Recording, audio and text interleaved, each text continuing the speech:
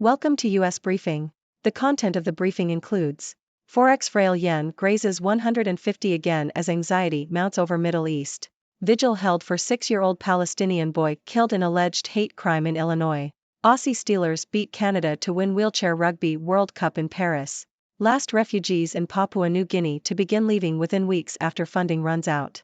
US gets personnel out of Iraq, warns citizens not to visit. FOREX-Frail yen grazes 150 again as anxiety mounts over Middle East. Yahoo! The yen briefly weakened to 150 Japanese yen per dollar on Monday, as investors betting on a further rise in dollar yields lost out to those expecting Japanese authorities to intervene in markets. The dollar is underpinned by the steady rise in yields at the long end of the U.S. Treasury curve, driven by widening term premiums on expectations of stronger growth and fiscal slippage. Vigil held for 6-year-old Palestinian boy killed in alleged hate crime in Illinois. Yahoo! Hundreds of mourners have attended the funeral of Wadia Al-Fayum, a 6-year-old Palestinian boy who was stabbed to death in an alleged hate crime in unincorporated Plainfield Township. The vigil, held in Oak Brook, featured a poster board with messages including, "Kids are innocent." Organizer Sakina Mirza said, "Love is more important than hate. It shouldn't take a 6-year-old's murder to bring us together." Wadia's mother, Hanan Shaheen, was also stabbed by her landlord, Joseph Chuba, who is now detained on charges including first-degree murder, attempted murder, and hate crime. Aussie Steelers beat Canada to win Wheelchair Rugby World Cup in Paris. ABC. Australia's wheelchair rugby team, known as the Steelers, has won the gold medal at the World Cup in Paris. The team defeated Canada in the final after breaking a 4-year victory drought against Japan in the semi-finals. The victory comes as a confidence boost for the team as they prepare for the Paralympics in 2024. The tournament was also a test event for the upcoming Paralympic Games. Captain Chris Bond has announced that the Paralympics will be his last, while Riley Batt has not yet decided his future beyond 2024. The Steelers previously won the World Championships in 2020 and have established themselves as gold medal favorites for the Paralympics. Last refugees in Papua New Guinea to begin leaving within weeks after funding runs out. The Guardian. The last remaining refugees held in Papua New Guinea, PNG, following their exile from Australia will begin to leave within weeks, according to PNG's migration chief. Most of the refugees will be resettled in New Zealand, while those with acute health issues will be brought to Australia for treatment. The refugees have been left without vital health services and are facing eviction as Australia's public money provided to PNG has run out. U.S. gets personnel out of Iraq, warns citizens not to visit. Deutsche Welle. The U.S. State Department has ordered all non-emergency embassy personnel and their families to leave Baghdad and Erbil embassies in Iraq due to increased security threats against U.S. personnel and interests. The department also issued a travel advisory warning U.S. citizens not to travel to Iraq due to terrorism, kidnapping, armed conflict, civil unrest, and limited support for U.S. citizens. Attacks against U.S. forces in Iraq have risen as the conflict between Hamas and the Israeli military has widened.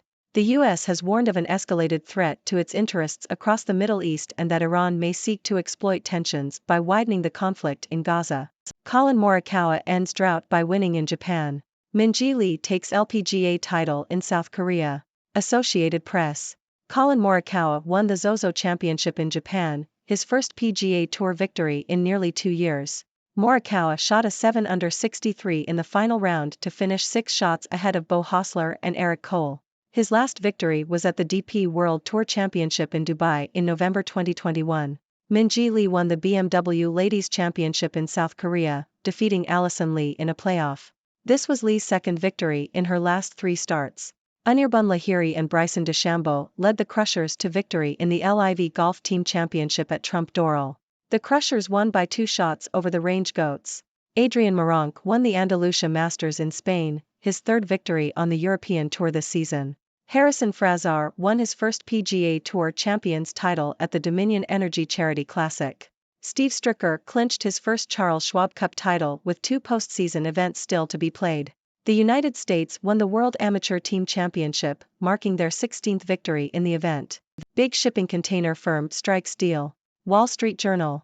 Infrastructure investor Stonepeak has agreed to acquire shipping container lessor Textainer for over $2 billion. Textainer investors will receive $50 per share in cash, valuing the company at around $2.1 billion, including Textainer's debt. The deal is worth approximately $7.4 billion. Stonepeak, which focuses on real assets investments, has over $57 billion of assets under management.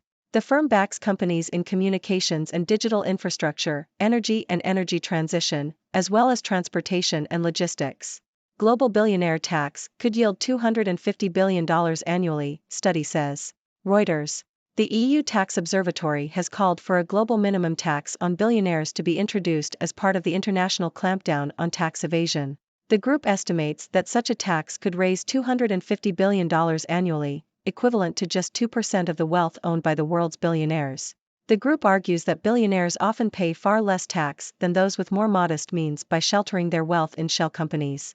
The observatory said that growing wealth inequality in some countries has led to calls for the richest citizens to bear more of the tax burden. Ladies and gentlemen, Six Doctor here, your favorite observer from the 6-degree world.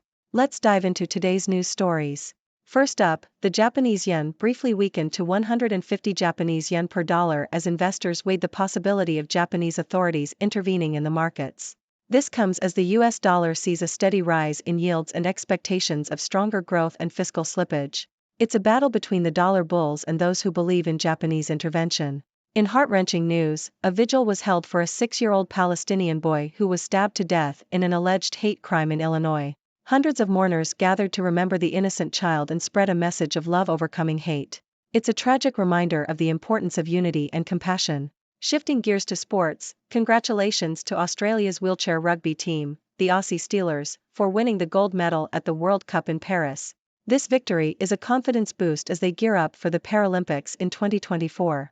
The Steelers have established themselves as gold medal favorites and are ready to bring home more glory. In other news, the last remaining refugees held in Papua New Guinea will finally begin leaving in the coming weeks. Most will be resettled in New Zealand, while those with acute health issues will be brought to Australia for treatment. It's a relief for these refugees who have faced uncertain living conditions and a lack of vital health services. Meanwhile, the U.S. State Department has ordered non-emergency embassy personnel and their families to leave Iraq due to increased security threats. They have also issued a travel advisory warning U.S. citizens against visiting Iraq.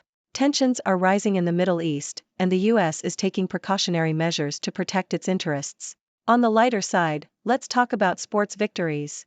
Collin Morikawa ended his drought by winning the Zozo Championship in Japan, his first PGA Tour victory in nearly 2 years.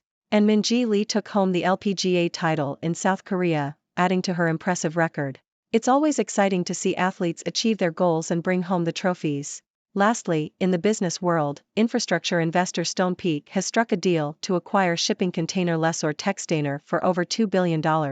And the EU Tax Observatory is advocating for a global minimum tax on billionaires, which could generate $250 billion annually. It's all about making sure everyone pays their fair share. That's all for today's news, my friends. It's been a pleasure bringing you these stories from across the globe. Now it's your turn to share your thoughts. What do you make of these news stories? Do you have any burning questions? I'm all ears. Thank you for tuning in. The content above showcases the latest briefing reports and analytical synopses, thoughtfully curated by the 6Do team. These insights stem from a wide array of reputable media outlets, think tanks, government sources, and specialized experts worldwide. We encourage you to explore these sources for a comprehensive perspective. Keep in mind that while the content may not always align with the official standpoint of 6Do Brief, it's not meant to be taken as absolute directives for decision-making. Comprising seasoned media professionals, learned scholars, and accomplished scientists, the 6Do team embodies a trailblazing, fully independent media entity. To customize 6Do Brief to meet your professional needs, you have the option to subscribe to a diverse array of briefings on our website, 6dobrief.com. Regardless of your location, you can conveniently receive 6Do Brief via email.